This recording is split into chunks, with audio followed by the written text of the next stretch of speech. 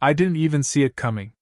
One second I'm standing there with a glass of champagne, the next my glasses are flying off my face and sliding across the hardwood floor.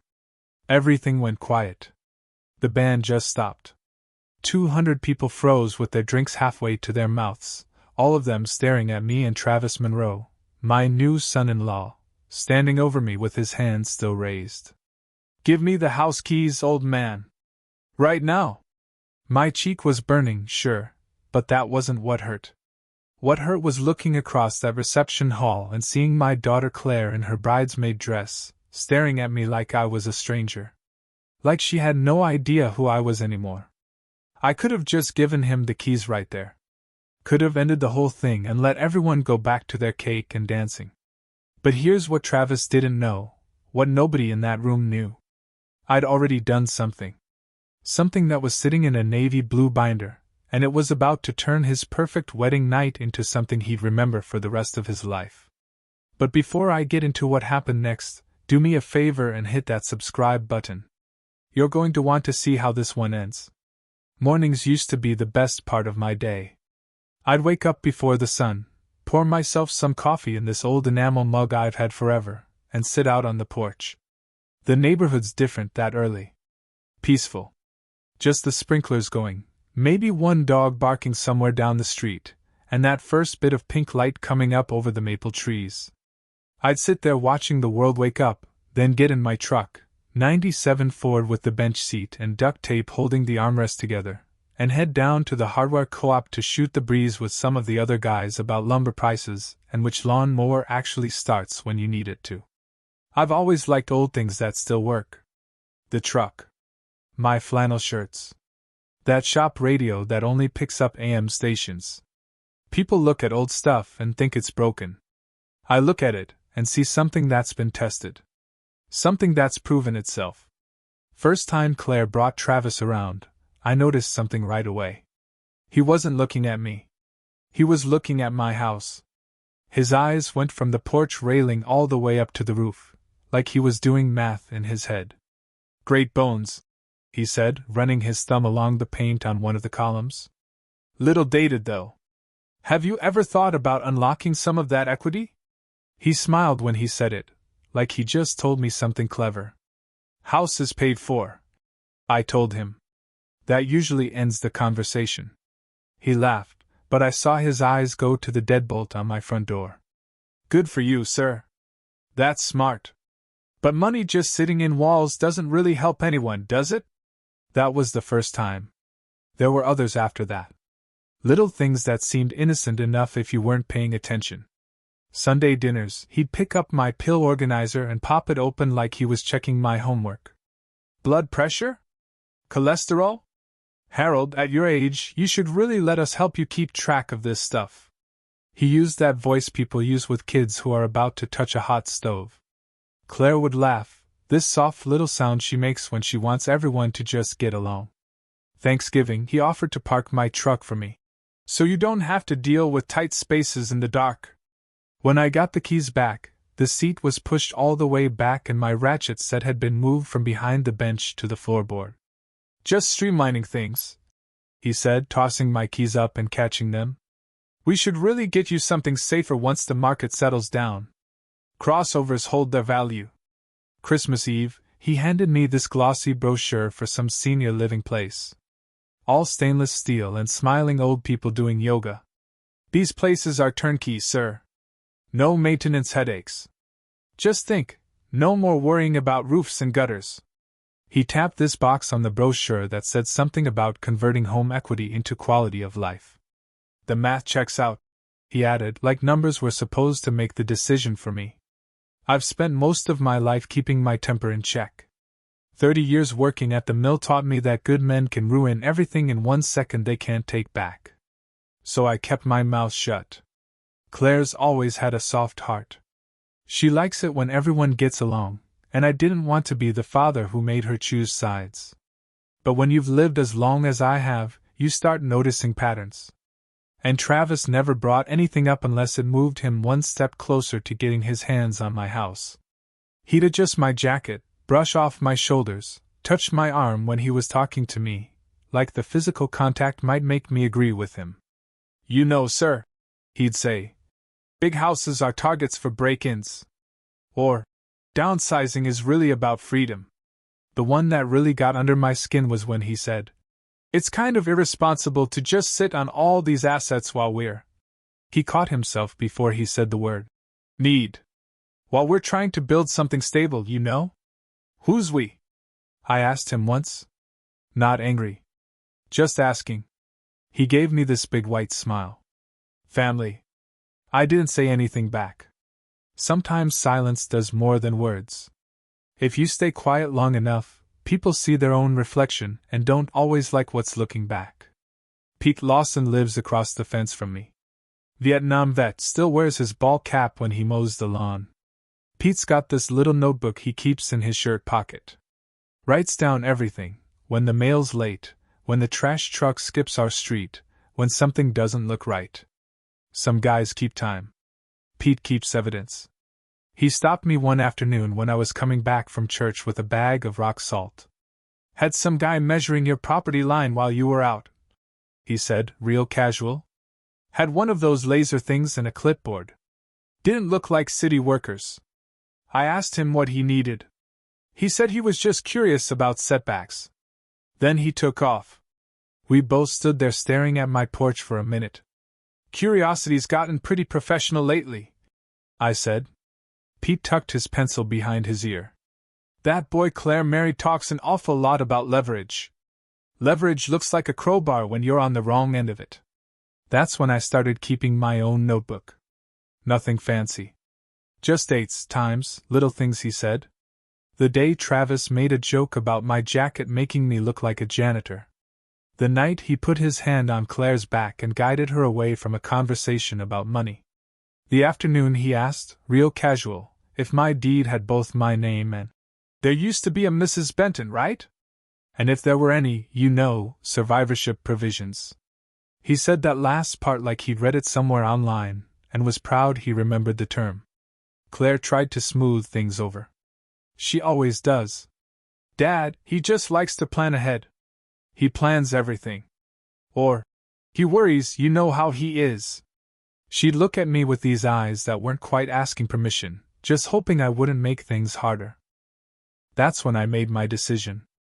I was going to keep everything looking exactly the same on the outside. But on the inside, everything was going to change. I kept driving the old Ford. Kept wearing the flannels with the thin elbows. Still went down to the co-op to argue about saw blades and fan belts. But on a Tuesday in March, I drove over to Martin Green's office on Oak Street. He's a lawyer and an accountant, the kind of guy who doesn't advertise because he doesn't have to. His waiting room's always full of retired teachers and old folks who still balance their checkbooks with a pen. Guys like me pass his name around quietly, the same way we pass around good fishing spots. "Tell me what you've got and what you're trying to protect," Martin said after we shook hands. He had a legal pad on his desk and just sat there listening, pen down, chin in his hand. When I finished talking, he nodded once. "It's more common than you think," he said. "Not mean about it. Just matter of fact. A lot of times what looks like concern is really just coercion wearing a nice suit. We can tighten things up for you." He drew a box on his pad and wrote, "Trust," over it. Then another box. POA. Then another. Healthcare proxy. He showed me how people try to get around these things and how to make it impossible for them to climb over. "One more thing," he said. "Stop paying for anything on their behalf unless you want to train them to expect it. Quiet help creates loud entitlement." That one stung because it was true. 2 winters ago, Claire had called about a surprise ER bill. I paid it. When their landlord was about to evict them during a rough month, I floated them the rent money. Just deposited it straight in their account. Didn't even tell Travis. I thought I was saving my daughter from embarrassment. What I was really doing was teaching them that life doesn't send you a bill for your choices. We worked slowly, carefully. Martin drafted a revocable trust and moved my deed into it. Set up elder abuse protections, Anything that looked like someone trying to force me to transfer property would automatically trigger safeguards I wouldn't even have to think about. Updated all the beneficiaries. Trade school scholarships. Small fund for veterans who need tools. Things I actually cared about. Just keep living your life, Martin said as he put all the documents into a navy blue binder. Let the paperwork do the heavy lifting. I locked that binder in my desk drawer and went right back to letting Travis think I was just some old man he could push around. But Travis didn't stop. He just changed his approach. Started bringing brochures instead of giving opinions. Printed out these little calculators showing how many quality of life years a man could buy if he sold what he didn't need. Started inviting himself into small decisions, then using those as stepping stones to get to the big one. Let me handle your online passwords, he said one afternoon, already reaching for my notebook. You're old school, Harold. The internet eats guys like you for breakfast. I put the notebook back in my pocket and smiled at him. Then I guess I'll cook it slow until it's tender. He laughed like I'd said something cute. Claire squeezed my arm, relieved I hadn't made a scene. But something had shifted. You know how right before a storm hits, the air feels different? Heavier? That's what it was like. I could feel it in those little prickles on the back of my neck when Travis stood too close. In the way he'd hover whenever I took my keys out. In the way he said the word family, but meant property. I didn't yell. Didn't lecture. Just kept my perimeter secure and waited. People show you who they really are if you give them enough room and enough time. And people who want what you have always tip their hand eventually. Especially when they think you can't stop them. They showed their hand the night the band stopped playing and my glasses went sliding across that hardwood floor. But I'm getting ahead of myself. Before that slap happened, there were 1,000 smaller cuts. Each one small enough to ignore on its own. But add them all together, and they'll bleed a man dry. I've carried handkerchiefs in my pocket my whole life. But in those months leading up to that wedding, I learned something more important than stopping the bleeding. I learned where to apply the pressure. Not with anger. Not with shouting. With a binder, a plan, and the kind of patience that people mistake for weakness right up until the moment they realize it isn't. By the time spring rolled around, something had changed. Travis wasn't even pretending anymore. His suggestions weren't suggestions. They were demands dressed up with a smile and a deadline. Sunday dinners became the worst. Every single one of them would circle back to the same conversation. Dad, the housing market's still doing really well, Claire would say, pushing her fork around her plate. You could sell the house, move into something smaller, and just relax. You deserve that. Before I could even open my mouth, Travis would jump in with that fixed smile of his. We'd handle everything for you. We've actually been talking to a broker, really great guy, he specializes in family transitions. This works out for everyone. Family transitions. That's what he called it. Sounded polite enough if you weren't paying attention. But if you were, you could hear the knife in it. He started showing up at my house more often too. Said he wanted to help me get organized. Funny thing about help, it can feel an awful lot like trespassing when the person offering it has the wrong intentions. He'd walk through my house with his phone out, taking pictures of the light fixtures, the floors, the crown molding. Just getting some estimates, he'd say if I looked at him funny. You'd get way more for this place with a few updates. Buyers go crazy for open concept. I'd nod along like I agreed. Never told him that the walls in this house had seen more truth than he'd spoken in his entire life. Then the manipulation got more organized. More deliberate. He started planting little seeds of doubt about me. Sir, I noticed you told that same story about the bank twice last week, he said one afternoon, pretending to be worried. It's nothing serious, but maybe Claire should start handling some of your paperwork. Just to be safe. There was that word again. Safe. Every time he said it, what I heard was control. One evening he just showed up without calling, carrying this cardboard box. Thought I'd help you clean out some old files, he said, already stacking up my bills and insurance papers like they were his to touch. It's a lot to keep track of at your age. I watched him flip through envelopes that didn't have his name anywhere on them. You're right, I said, real calm. It is a lot. Then I took the box right out of his hands, walked it into my bedroom, and locked the door. That's when I started keeping even more detailed notes. The day he showed up. How long he stayed. What he said when Claire stepped out of the room. Wasn't paranoia. Was pattern recognition. The next phase came through Claire. She started saying the exact same things Travis said, word for word. Dad, it's not safe for you to live alone, she told me one night on the phone. What if you fall? What if something happens and nobody knows? That hurt worse than anything Travis had said. Not because of the words themselves, but because they weren't hers. He'd put them in her mouth. Nothing's happened in 68 years, honey, I said, planning to keep that streak going. But I could tell she was scared. Maybe of him. Maybe of losing the stability he'd promised her. Maybe even of losing me. Fear makes good people do things they wouldn't normally do, and they don't even realize it's happening. Next weekend, Travis invited me to dinner at some restaurant he couldn't actually afford without a coupon. He ordered a bottle of wine before I'd even sat down. Harold, he said, dropping his voice into that serious tone people use right before they say something you're not going to like. You're being stubborn about this. That house is way too big for one person. We found a smaller place you could buy outright. Claire could help with your bills, take some of the pressure off. I didn't say anything. Just let him talk. He thought my silence meant he was winning. Then he pulled out a stack of those glossy brochures and slid them across the table. Retirement communities. These places are safe, he said. Predictable. And once you're settled, we can handle the upkeep on your house so it doesn't just sit there going to waste. We'll make sure everything stays in the family. And there it was. Finally out in the open. Soon as I got home that night, I called Martin Green. I need you to check their financials, I said. Everything. Credit, liens, debts. I want the whole picture. Took less than a week for Martin to call me back. His voice was calm, professional, but I could hear the weight in it. Harold, they're drowning, he said. Your son-in-law's got nearly $80,000 in personal loans. Maxed out credit cards.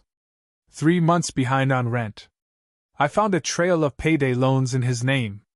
I sat there for a minute, just listening to the silence on the line. Gets worse, Martin said. He's applied for a home equity line using your address. Twice.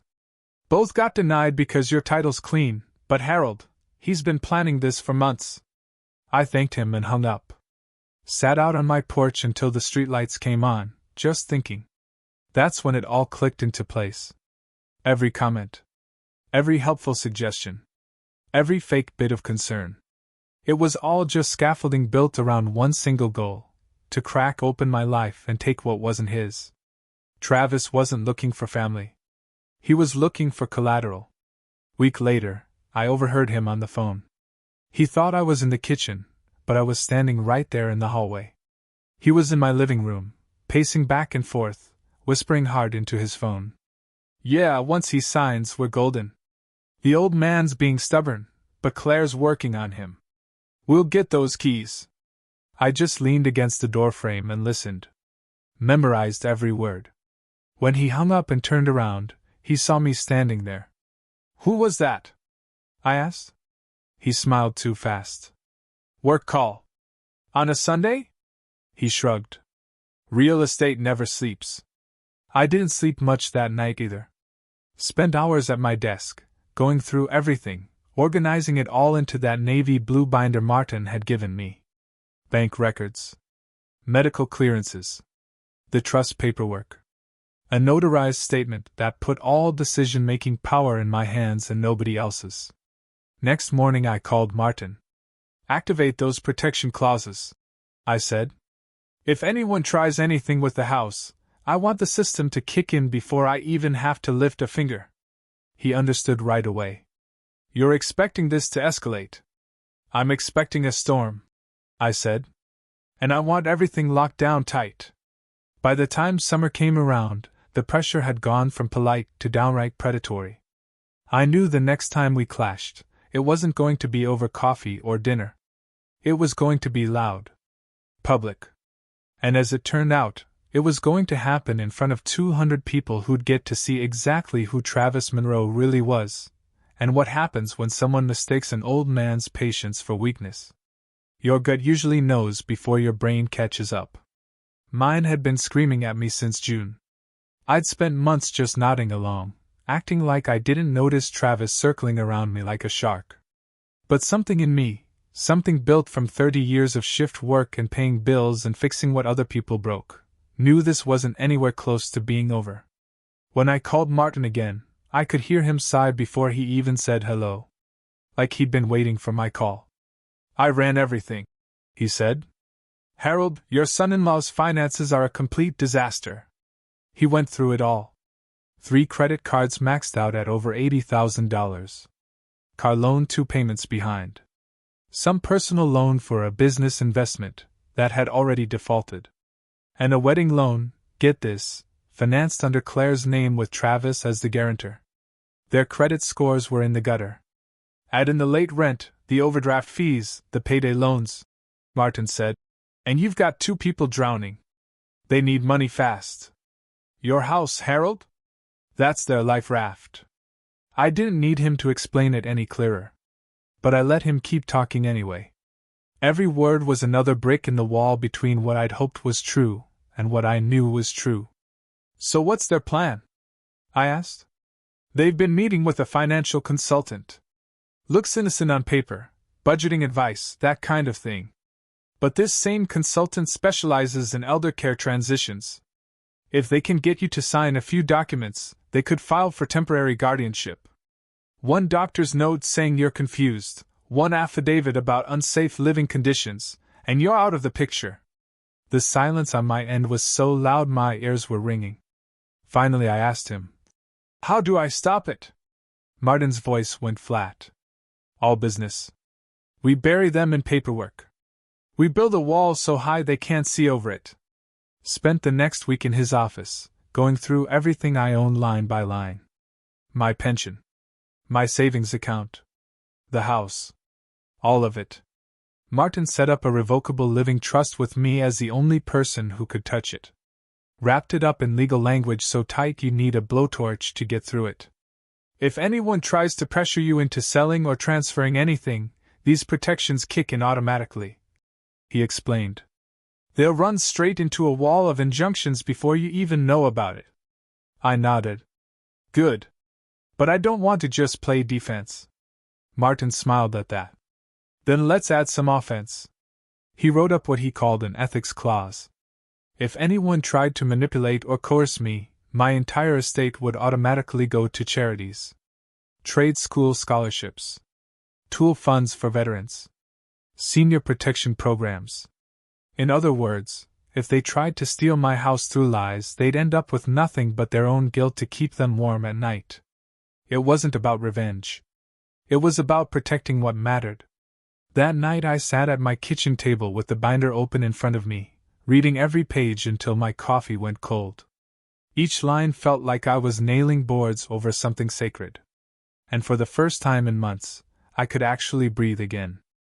But peace doesn't last long when desperate people are involved. Few days later, I stopped by Claire and Travis's apartment to drop off some old tools she'd asked to borrow. Travis wasn't expecting me. I could hear his voice through the door before he opened it. Yeah, once we get him into a facility, the house is ours.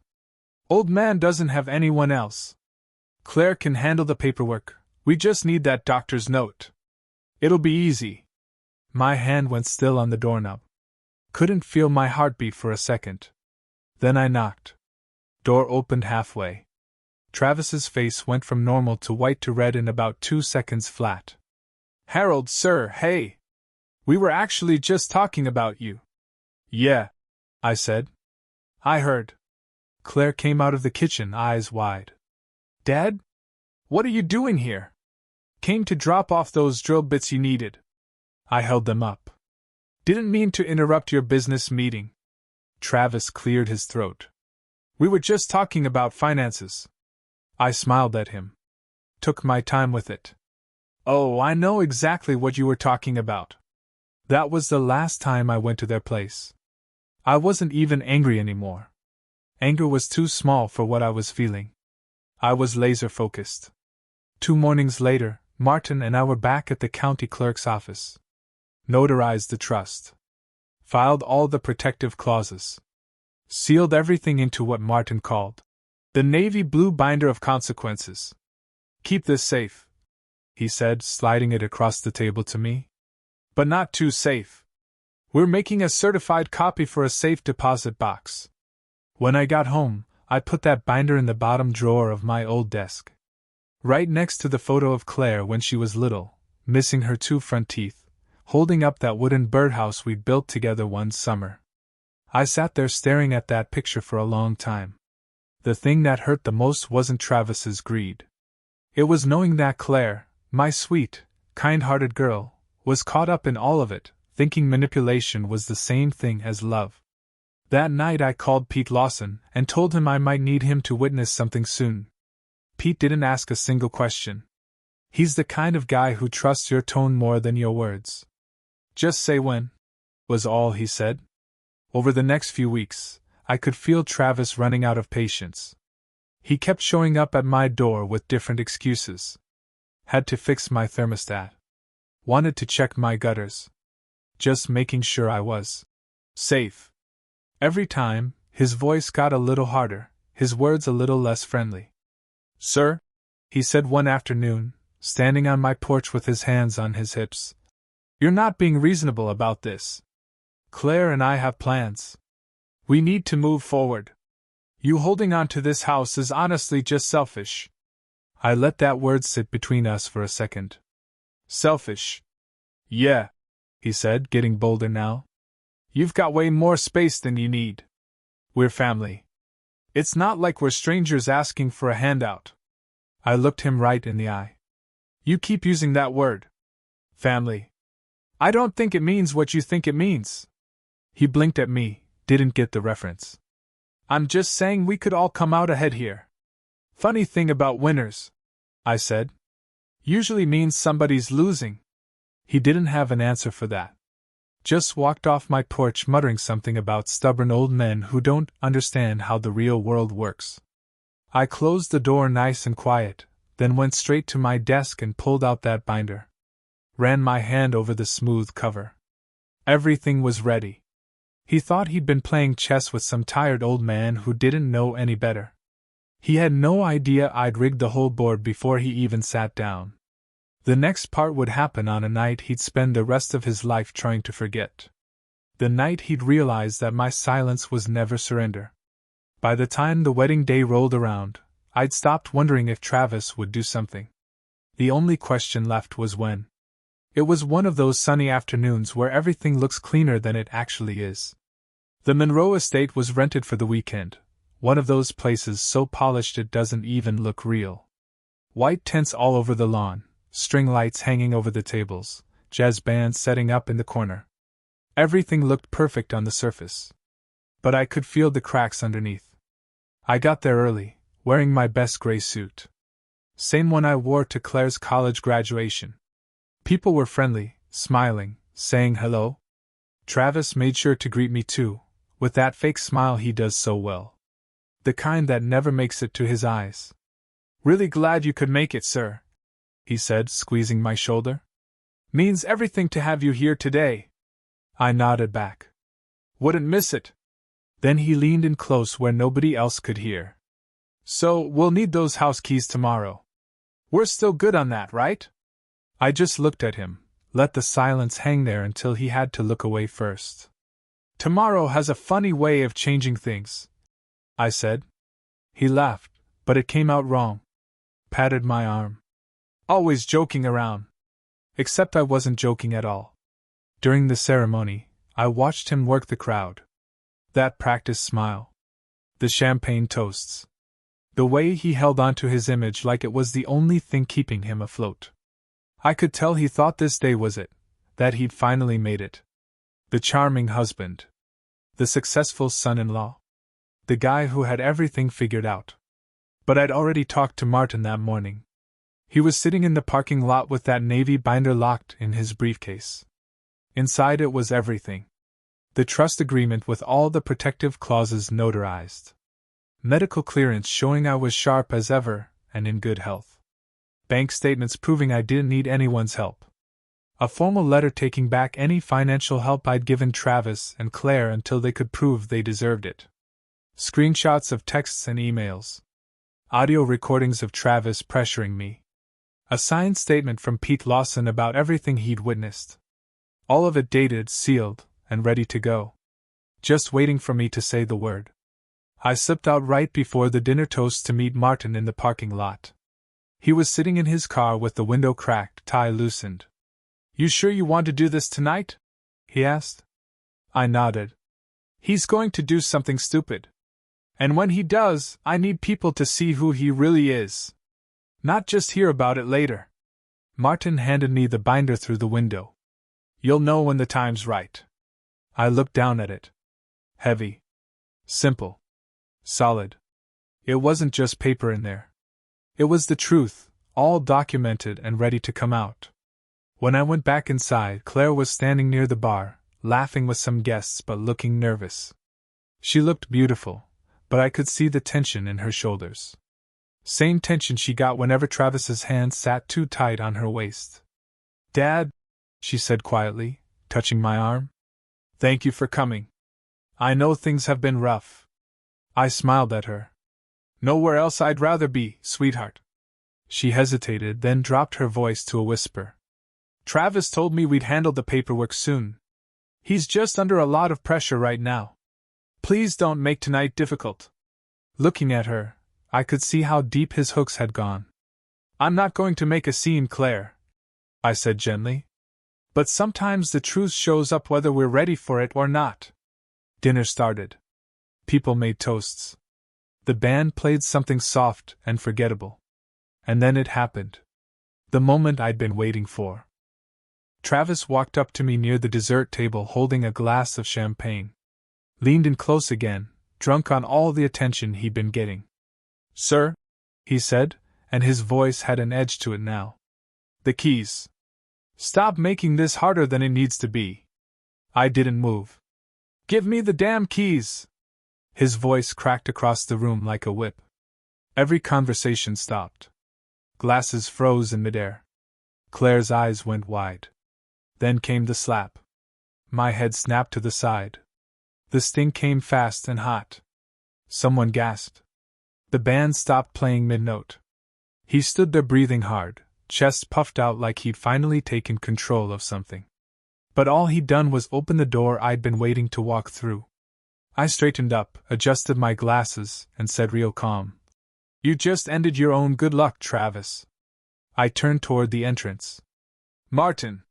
The doors opened and Martin walked in with that binder in his hands. The next 30 minutes were going to expose every single lie Travis had ever told. And everyone who'd believed him was about to watch it happen. The air in that ballroom went ice cold after the slap. Every single person turned to look. The music just died. Somebody near the bar dropped their fork and it clattered so loud you could hear it echo off the walls. Travis stood there frozen with his hands still half up in the air, breathing hard like he'd just run a mile. For a second, nobody moved. Then I heard myself say, real steady, "You done, son?" He blinked like he was just realizing that the room wasn't on his side anymore. Across the floor, Claire's hand flew to her mouth. All the color drained right out of her face. The bridesmaids were looking at each other trying to figure out what was happening. Even the catering staff just stopped mid-step with their trays. I straightened my glasses, smoothed down my jacket, and said it again louder this time. "Are you finished?" Travis tried to put that smooth smile back on. "It was just emotions, you know? Running high." He turned to face everyone else. "You all know how family can be. My father-in-law gets a little forgetful sometimes." Some people laughed. That uncomfortable kind of laugh when you don't know whose side you're supposed to be on yet. That's when the doors opened. Martin Green walked in looking calm as anything, carrying that navy blue binder against his chest. His gray suit was perfectly pressed, had his bar association badge on his lapel. He didn't say a word at first. Just walked toward us, his footsteps the only sound in the whole room.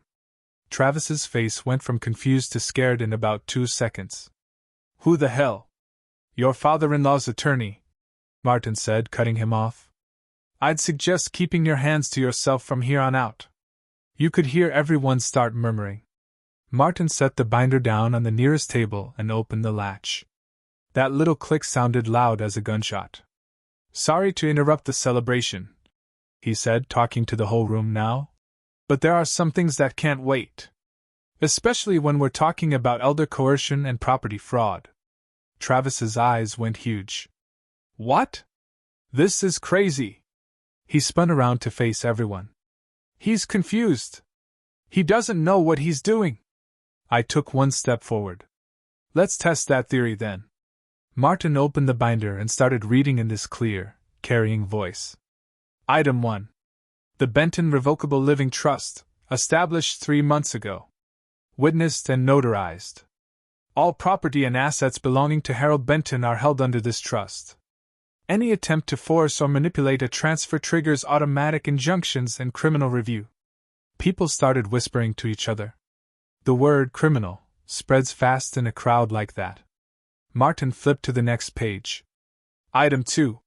Signed affidavits and time-stamped recordings documenting repeated verbal pressure from Travis Monroe toward Mr. Benton to surrender his property. Item 3.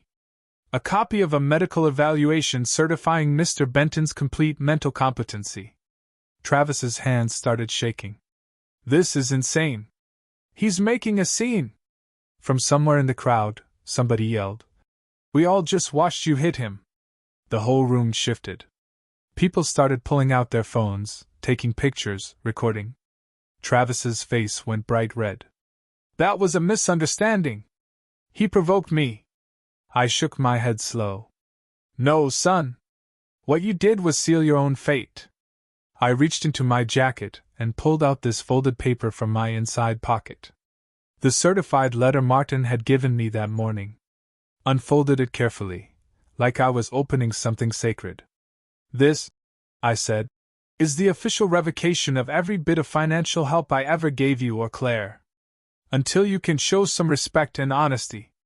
I handed it to Martin, and he held it up so everyone could see it. "Signed, witnessed, and filed with the county." Claire stumbled forward with tears starting to come. "Dad, please don't do this here." I looked at her and my voice went soft. "Sweetheart, this isn't about punishment. It's about protection. You just don't realize yet which one of us needs protecting more." Martin cleared his throat. Item 4. A clause in the trust known as the behavioral conduct provision. It states that any physical aggression toward the trust holder voids all beneficiary claims. Tonight's incident satisfies that condition. Somebody gasped. A few people actually started clapping, though they seemed unsure about it. Then Mr. Davenport, the venue manager, pushed through the crowd holding a clipboard. "Excuse me," he said, all business. "Mr. Monroe, our contract was partially guaranteed by Mr. Benton based on good faith family conduct. Given what just happened," he glanced at Martin, who nodded, "the guarantee is revoked. Payment for the remaining balance is now due in full before we can continue service." That hit like a bomb. Travis's mouth just hung open. "You can't be serious," he sputtered. "This is my wedding." Davenport didn't blink. "Then I suggest you start your marriage by paying your bills." The band put down their instruments. The catering staff just stood there by the kitchen doors. In all that quiet, you could hear Travis's phone buzzing like crazy, notifications going off as videos of what just happened started getting posted online. Over by the bar, Pete Lawson was standing there in his old veteran's jacket, holding up his phone. He caught my eye and gave me a little nod. He'd been recording since Travis first raised his voice. Travis saw him and lurched forward, face all twisted up. "You delete that right now!" Pete didn't even flinch. "Make me, boy." Security stepped between them before anything could happen. The crowd was turning now. You could feel it. The whispers that had been questioning me were all aimed at Travis now. Did he really try to steal the house? He hit an old man. That's his wife's father. Every lie he'd been telling was drowning in front of everyone. Martin closed the binder with one final snap. Mr. Monroe, if you want to challenge these documents, I recommend getting yourself a lawyer. But I'll warn you right now, the evidence against you is pretty extensive. Travis's shoulders sagged. You could actually see the fight drain out of him. Claire, he hissed at her. Say something. But Claire couldn't say anything. Her face was white, and she was just staring at the red mark on my cheek. I believed you, she whispered. You told me he was losing his mind. That he didn't trust me. That he'd ruin everything. He reached for her hand. She pulled away. The cameras caught all of it. I took a breath and spoke to the whole room. Not for show. Just because somebody needed to say it out loud. When a man builds something with his own two hands, his home, his family, he doesn't owe anyone a piece of it just because they're impatient. Respect isn't something you inherit. It's something you earn. I turned back to Travis. You thought my patience meant I was weak. But I learned something a long time ago working at that mill. Steel looks soft before it cools down. He just stared at me. Had nothing to say. Martin handed me the binder. Everything's taken care of, he said quietly. I nodded. Almost. I stepped closer to Travis, dropped my voice so only he and the people nearest to us could hear. You're not getting anything from me. Not $1. Not a key. Not a moment's peace. Not until you face up to what you've done. You hit a man twice your age because you thought nobody would stop you. Well, the world just stopped you. I turned back to Claire, gentle again. Honey, you don't have to pick a side tonight. Just pick the truth. She looked back and forth between us, shaking. I will, she said. And then she walked away. From him. From the crowd. From all of it. Travis just stood there for a long minute, surrounded by silence he couldn't control anymore. Then, without saying another word, he stormed out through the side door. Those heavy doors slammed behind him hard enough to make the chandeliers rattle. Mr. Davenport clapped his hands once. Ladies and gentlemen, there will be a short intermission while we resolve the payment situation. People actually laughed at that. Still nervous, but more relaxed now. Like someone had broken a spell. I stood there breathing steady, the sting on my cheek starting to fade. Turned into a lesson I'd been waiting my whole life to teach. Dignity doesn't need to raise its voice. It just outlasts the noise. Martin put his hand on my shoulder. You did the right thing, he said quietly. I nodded. Maybe. But the right thing still hurts. He smiled a little. Hurts less when you've got the law backing you up. Pete came over, still holding his phone. That video's already going viral, he said. Guess people like seeing justice happen in real time. I had to laugh at that. Let them watch. Maybe it'll teach somebody else to keep their hands to themselves. The band started playing again, trying to fill up the silence. People whispered to each other. A few came up to me with quiet words. One old guy shook my hand and said, Wish I'd had your backbone, son. I didn't feel proud exactly. Just felt finished. I walked out onto the patio where the night air was cool against my face. The noise from inside faded away. The stars were hard to see with all the city lights, but I could make out one or two holding their own up there. That's all you really need, I thought. Just one or two to remind you the light's still there. Inside, the party was trying to start back up. But for me, the real music had already ended. The kind that only plays when the truth finally gets its turn to speak. The silence after Travis stormed out felt heavier than the slap itself. Nobody said anything for what felt like forever. Just this awful, thick quiet, broken only by the soft clink of someone's champagne glass being set down somewhere in the back. Then the whispers started. They moved through that crowd like wind picking up through dead leaves. Did you actually see that? He hit him, his own father-in-law, at his wedding. Oh my God, check your phones, someone's already posted it. Pete Lawson was still leaning against the bar with his phone out, recording everything with that same steady calm he'd carried back from Vietnam. "You don't need to worry about a thing, Harold," he said, eyes still on his screen. "The whole world just watched him do it. They saw the truth." I nodded, though honestly, I didn't feel like I'd won anything. Justice tastes strange when you finally get it. Like relief and sadness all mixed together. Claire was sitting at the table where they'd cut the cake not 20 minutes ago, face buried in her hands. Her veil had fallen off and was lying on the floor like some kind of surrender flag. I wanted to walk over there, but Martin put his hand on my arm. "Give her space," he said quietly. "The truth's doing enough talking right now. Let it sink in." Mr. Davenport, bless him, started coordinating his staff to get things back in order. Always the professional. "Ladies and gentlemen," he announced in that smooth hotel manager voice, "there's been an unfortunate misunderstanding this evening. Please help yourselves to coffee and dessert while we sort out the payment details." His tone was polite, but if you looked close, his eyes were pure steel. A handful of guests slipped out quietly, probably embarrassed or uncomfortable. But most of them stayed, drawn in by the kind of drama you can't look away from. And the phones, God, the phones were everywhere. Little glowing screens all around the room. The videos were already spreading. I found out later people were using hashtags like, "Father-in-law exposes groom," and "He slapped him and got destroyed." Travis's mistake had turned into a public lesson before the reception was even over. I needed air. Stepped outside where the evening had cooled down, wind finally calm after all that chaos.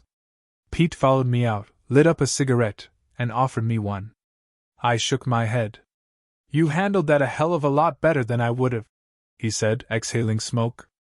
"Back in my day, a man put his hands on you like that, there wouldn't be any lawyer involved. Just a shovel and some quiet land." I couldn't help but laugh a little. "Getting older teaches you restraint, I guess. Paper cuts deeper than fists these days." Pete nodded, staring off into the dark. "He's not going to recover from this. Not online, not in court, nowhere." "Maybe," I said. "But I'm not out here trying to ruin him. I just wanted my peace back." When I went back inside, Claire was waiting for me.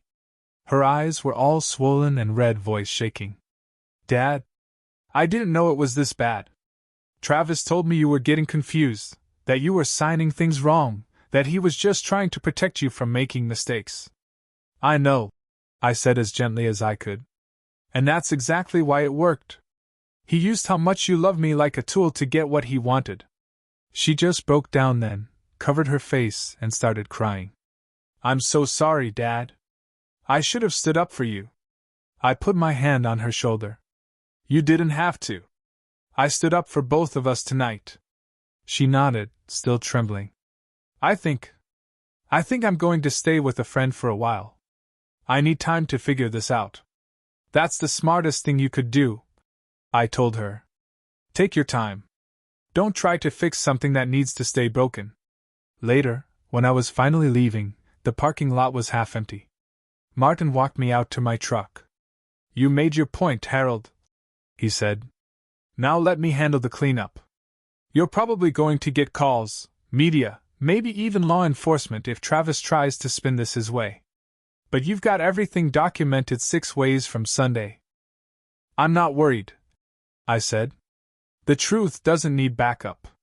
It just needs daylight." Martin smiled at that. "You know, you're better at this than most of the clients I've worked with." "Well, I've had a lifetime of learning how to survive without making a lot of noise," I said. He nodded and closed the truck door for me. "Drive safe, Harold. You've earned some quiet." As I pulled out of that parking lot, I glanced once in the rearview mirror. The ballroom lights were still glowing behind me, soft and distant, like the last little embers of a fire that had finally burned itself out. I didn't feel old that night. I felt free. And yeah, my cheeks still ached where Travis had hit me, but it wasn't really pain anymore. It was proof. Proof that sometimes the loudest kind of justice gets delivered by the man who never has to raise his voice. Morning came too quietly. Sunlight just spilled across my kitchen table like nothing had happened the night before. But the quiet didn't stick around long. By 8 in the morning, my phone wouldn't stop buzzing. Missed calls, voicemails, messages from people I'd never heard of. A few from Claire, at least a dozen from unknown numbers, and one from Martin that just said, "Urgent." When I finally called him back, his voice was steady but serious. "Harold, brace yourself. Travis is already making moves. His lawyer filed an emergency petition this morning. He's claiming you're senile and that you were coerced into setting up that trust." I actually laughed. Short and bitter. "He moves fast when money's on the line." Martin sighed. "Let him file whatever he wants. We've got a full medical evaluation, witness testimony, video proof, the works. This isn't a real legal threat, Harold. It's just a tantrum dressed up in a suit. Then we'll let him scream himself tired," I said. But Martin wasn't done. "There's something else. Those videos from last night? They've blown up. 500,000 views before the sun even came up. News outlets are calling it the father-in-law showdown. You might want to stay off social media for a bit." I didn't listen. Opened my laptop instead. And there I was. Frozen mid-slap, my glasses sliding down my nose, and the headline right above it.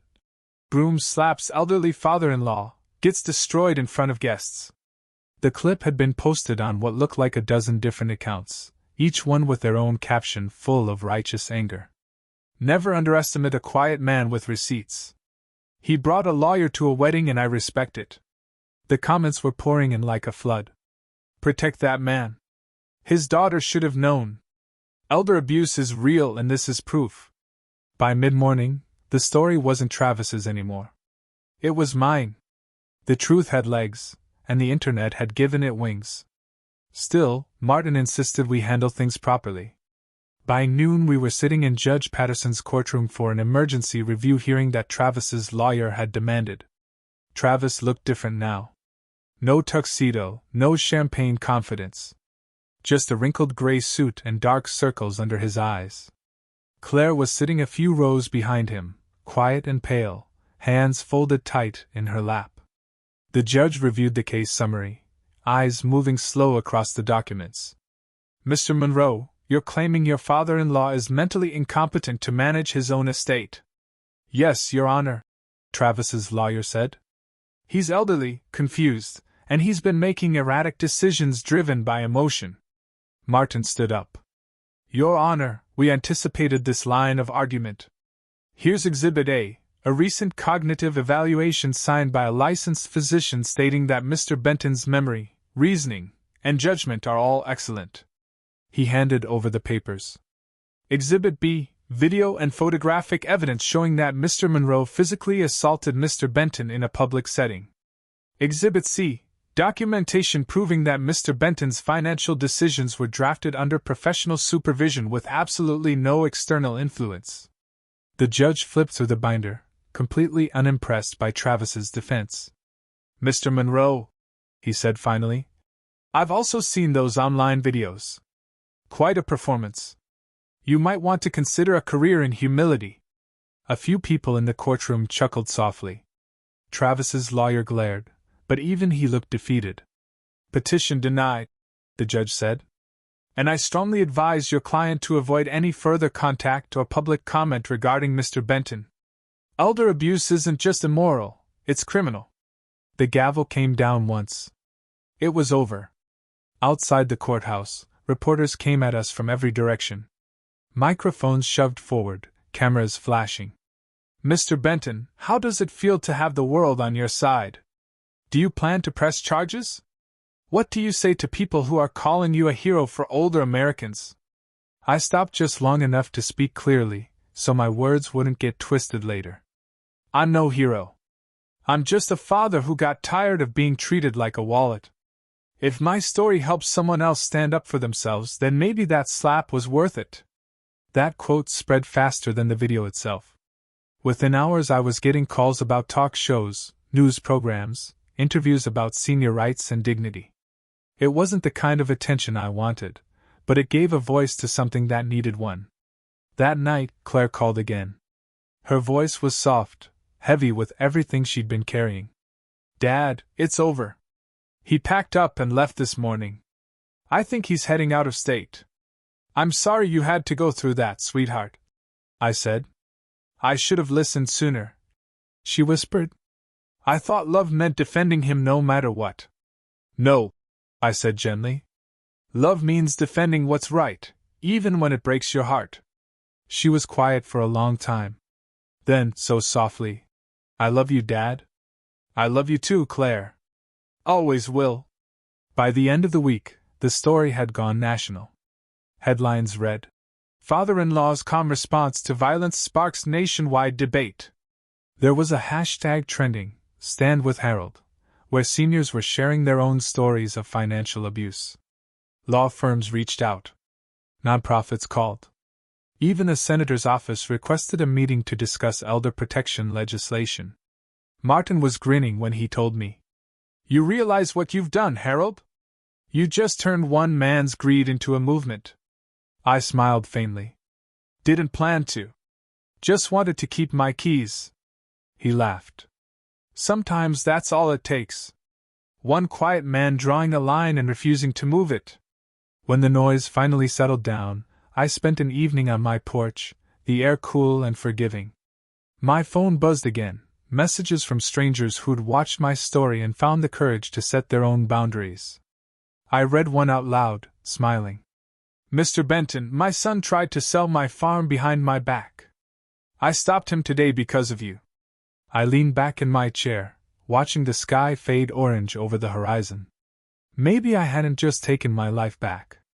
Maybe I'd helped others start doing the same. 2 months after the hearing, the house was quiet again.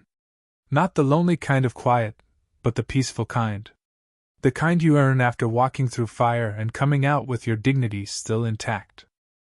The morning sun came through the kitchen window, falling across that old oak table where I'd eaten breakfast with my late wife for 40 years. I'd polished that table 1,000 times, but that morning it shined differently. It wasn't just clean, it was mine. My phone buzzed. A message from Claire. Dad, can I come by this afternoon? I bake something. I smiled. My daughter hadn't set foot in this house since the night her husband struck me.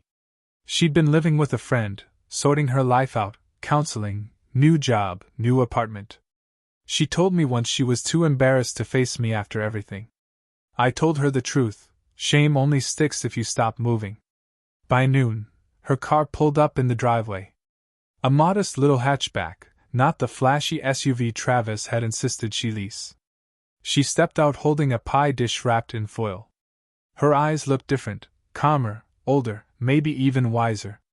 Smells like forgiveness, I said, opening the door. She smiled. Apple cinnamon. Your favorite. We sat at the kitchen table, the same one she'd done homework on as a kid. For a few minutes we didn't talk about anything heavy. Just coffee, weather, her new teaching job. Then she looked up, voice trembling a little. Dad, I need to tell you something. I nodded. I filed for divorce last week, she said. Travis left the state. He called once, tried to convince me it was all your fault, that you turned everyone against him. But I think he finally knows he can't control the story anymore. That's because he never controlled it, I said softly. He only borrowed it. People like him always do, until someone reminds them who the story really belongs to. Tears welled up in her eyes. I'm so sorry for not standing up for you. For letting him humiliate you like that. I reached across the table and took her hand. You don't owe me an apology, sweetheart. You were caught between love and truth. That's a hard place to stand. What matters is you found your way back. She squeezed my hand. You always said a man shows who he is when nobody's watching. But you showed it when everyone was. That one hit deep. In the weeks that followed, the chaos faded into something I hadn't expected: purpose. A local journalist reached out about doing a feature on elder financial abuse, using my story as the centerpiece. I didn't want fame, but if my ordeal could help someone else avoid the same trap, then maybe it had all been worth something. So I agreed, under one condition: no dramatization, no pity. Just truth. The interview aired one Sunday evening. I told them what it felt like to be slapped, not just by a hand but by betrayal. I talked about how manipulation wears a polite smile, how it sneaks into your life through guilt and obligation. I explained that setting boundaries isn't cruelty, it's survival. By Monday I had over 3,000 emails. Some from children apologizing to their parents. Others from seniors who'd found the courage to say no for the first time in years. One message stood out. "Mr. Benton, you don't know me, but my daughter tried to take my house last month. I showed her your video. She cried and stopped the paperwork. You saved my home, and maybe our relationship." I sat there reading it, hands trembling slightly, realizing something I hadn't before. That night in the ballroom wasn't just the end of something, it was the beginning of something larger. With Martin's help, we started a small initiative called the Benton Promise. It wasn't fancy, just a hotline, a website, and a team of volunteers who'd listen to anyone facing financial coercion from family. Within a month we'd connected 3 victims to legal aid. Within 6 months, that number grew to 50. Pete joined too. "You need someone who knows how to scare off bullies," he said, flashing that old soldier's grin. Even Claire volunteered on weekends, helping seniors organize their paperwork and learn how to recognize manipulation before it struck. Sometimes, late at night, I'd sit on my porch watching the light flicker from her office window across the street, thinking, maybe the best kind of justice is building something that outlives the pain.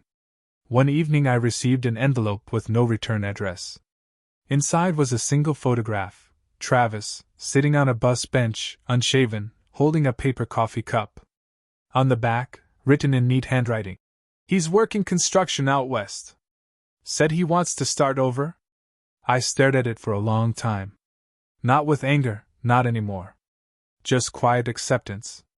Some lessons don't need punishment. Life handles that part on its own. I placed the photo in the bottom drawer of my desk. Not out of spite, but as a reminder that even the ones who hurt us were once people we loved. Now, every Sunday, Claire comes over for dinner. We talk about work, life, the neighbors who still wave when they pass by. Sometimes she brings one of her students' drawings to show me. Sometimes I just sit back and watch her laugh again, freely, like she used to before the shadow of control crept in. And every time she leaves, she says, "Love you, Dad." And I always answer, "Love you more." As I'm finishing writing this, the sun's setting over the old oak tree in my yard. The world feels steady again. My cheek doesn't ache anymore, but my heart still remembers, not the pain, but the lesson. Dignity doesn't come from wealth. It comes from boundaries. It's not about teaching others to fear you, it's about teaching yourself when to stop forgiving those who don't deserve it. So if you're listening to my story right now, wherever you are, maybe in your living room, maybe on your phone before bed, remember this: you're never too old to reclaim your peace. You're never too quiet to demand respect. And you're never too broken to start again. Did you like my story? Tell me where you're watching from. I read every comment. If this story moved you, make sure to subscribe and hit the bell icon so you never miss a story where truth stands tall and dignity wins. With love and respect, Harold Benton.